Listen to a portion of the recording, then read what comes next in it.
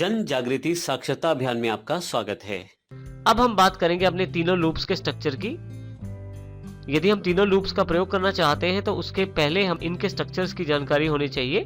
सबसे पहले हम फॉर लूप की बात करते हैं। यदि आप यहाँ ध्यान दें तो फॉर लूप का ब्लॉक अवेलेबल है जिसमें हमारे पास इनिशियलाइजेशन, सेमीकोलन, कंडीशन, सेमीकोलन और आइट्रेशन तीनों पार्ट्स को फॉर की राउंडेड ब्रैकेट्स में दिया गया है। इसका अर्थ यह है कि हम तीनों पार्ट्स को यहाँ स्पेसिफाई कर देंगे और जो कार्य हम करना चाहते हैं उसको फॉर लूप के ब्लॉक में यहाँ फॉर लूप के ब्लॉक में स्टेटमेंट्स के रूप में शामिल कर देंगे। जैसे कि उदाहरण हमारे पास नीचे है, हमने एक इंटीजर काउंटर लिया है वेरिएबल और फॉर लूप में काउंटर में 1 असाइन कर दिया है क्योंकि हमारा इनिशियलाइजेशन पॉइंट 1 है। काउंटर हमारा 50 तक जब तक नहीं पहुंच जाता या जब तक 50 के बराबर नहीं हो जाता तब तक चलेगा हमारा काउंटर, और काउंटर 1-1 के इंक्रीमेंट से आगे बढ़ेगा। और वो करेगा क्या? जो फॉर लूप की ब्लॉक में स्टेटमेंट शामिल हैं वो सब कार्य करेगा। अर्थात फॉर लूप के ब्लॉक में जितनी भी स्टेटमेंट हम शामिल करेंगे वो सारी स्टेटमेंट्स दोबारा एग्जीक्यूट होंगी जब तक हमारी लूप चलती है। इसी तरह से यदि व्हाइल लूप का स्ट्रक्चर देखें तो तीनों पार्ट यहाँ भी यही है। इनिशियलाइजेशन हम इसमें बाहर रखते हैं, व्हाइल के राउंडेड बॉक्स में हम सिर्फ कंडीशन दे रहे हैं। उसके पश्चात व्हाइल का ब्लॉक है जिसमें हम उस कार्य को रखते हैं या उन स्टेटमेंट्स को रखते हैं जिन्हें हम बार बार करना चाहते हैं। इसके साथ ही यहाँ पे आइट्रेशन भी ब्रैकेट के अंदर ही, ब्लॉक के अंदर ही शामिल है। एग्जाम्पल यदि देखें तो देखें, इंटीजर काउंटर इक्वल टू 1 हमने बाहर रखा है, एक वेरिएबल क्रिएट किया है इंटीजर डेटा टाइप का, उसमें 1 असाइन कर दिया है क्योंकि इनिशियलाइजेशन पॉइंट है। जब तक हमारा काउंटर 50 से छोटा है और 50 के बराबर नहीं हो जाता तब तक ये लूप कंटिन्यू होता रहेगा। और लूप को आगे बढ़ने के लिए तीसरा पार्ट, आइट्रेशन वाला पार्ट, यहाँ पे व्हाइल ब्लॉक के अंदर ही इसको लिया गया है। कार्य जो करना है, हेलो फ्रेंड्स को बार बार प्रिंट करवाना है, तो यहाँ पे सी आउट के द्वारा हेलो फ्रेंड्स को भी प्रिंट करवाया गया है। और जो स्टेटमेंट्स हम चाहते हैं बार बार एग्जीक्यूट हो व्हाइल लूप के ब्लॉक के अंतर्गत हम उनको लिखते हैं। डू व्हाइल लूप का स्ट्रक्चर भी हमारे पास उपलब्ध है। इनिशियलाइजेशन इसमें व्हाइल लूप की तरह बाहर किया गया है।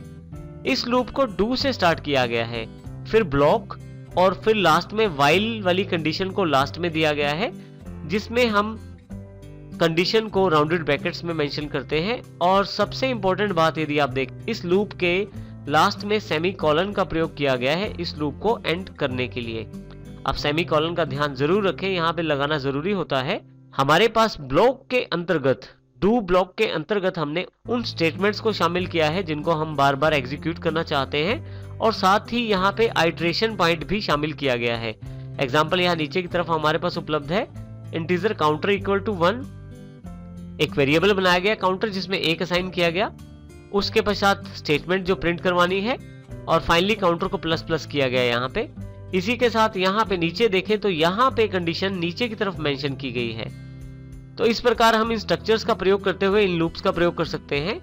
एक बात यहाँ ध्यान देने योग्य है कि फॉर लूप और व्हाइल लूप यदि आपकी कंडीशन गलत होती है तो ये एग्जीक्यूट नहीं होंगे, परंतु डू व्हाइल लूप में यदि आपकी कंडीशन फॉल्स भी है, गलत भी है, तो भी ये एक बार एग्जीक्यूट जरूर होगा क्योंकि इसमें कंडीशन को नीचे की तरफ चेक किया जाता है जबकि फॉर और व्हाइल में कंडीशन को ऊपर की तरफ चेक किया जाता है। इस प्रकार हम इनके स्ट्रक्चर्स का प्रयोग करते हुए अपने प्रोग्राम्स में इनको शामिल कर सकते हैं।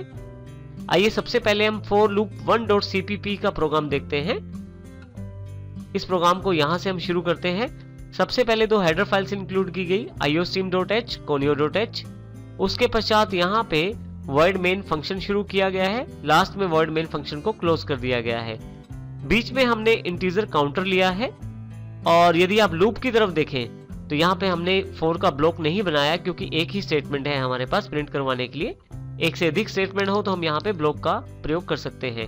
देखिए फॉर लूप में सबसे पहले इनिशियलाइजेशन पॉइंट काउंटर में 1 असाइन कर दिया है, उसके पश्चात जो कंडीशन है वो मेंशन की गई है जो लेस देन और इक्वल टू 50 तक जाती है, और इसी तरह से काउंटर में 1-1 जोड़कर हमने लूप को आगे बढ़ाया है। और हर बार हेलो फ्रेंड्स को प्रिंट करवाया जाएगा जब तक ये लूप चलती है, और फाइनली गेट ch के साथ हमने यहाँ पे वर्ड मेन को क्लोज कर दिया है। अब हम फॉर लूप 1.cpp को प्रैक्टिकल रूप में देखते हैं। देखिए यहाँ हमारे पास प्रोग्राम पहले से ओपन है, फॉर लूप 1.cpp। हमारे कंपाइलर सॉफ्टवेयर में सबसे पहले हेडर फाइल्स इंक्लूड की गई और यहाँ पे लूप के तीनों पॉइंट्स को डिफाइन किया गया है, इनिशियलाइजेशन, कंडीशन और उसके बाद इंक्रीमेंट। और उसके पश्चात हेलो फ्रेंड्स को प्रिंट करवाया गया है। अब यहाँ पे हम कंट्रोल F9 से प्रोग्राम रन करते हैं। आप देखेंगे हेलो फ्रेंड्स को प्रिंट करवा दिया गया है। लूप की सबसे बड़ी खासियत यह है कि यदि मान लीजिए मुझे यही लाइन 500 बार प्रिंट करवानी है तो केवल यहाँ पे मुझे सिर्फ 0 ऐड करना है, यानी कि 500 नंबर बनाना है। और फाइनली जैसे ही मैं यहाँ कंट्रोल F9 करता हूँ तो प्रोग्राम मेरा चल जाएगा। इसी प्रकार अगर 5000 करना है तो उसके लिए भी एक 0 एक्स्ट्रा लगाना है। तो आप आसानी से अपनी स्टेटमेंट्स को जितने चाहे उतने नंबर ऑफ टाइम्स एग्जीक्यूट कर सकते हैं लूप्स की सहायता से, और इस प्रकार हम फॉर लूप का प्रयोग कर सकते हैं।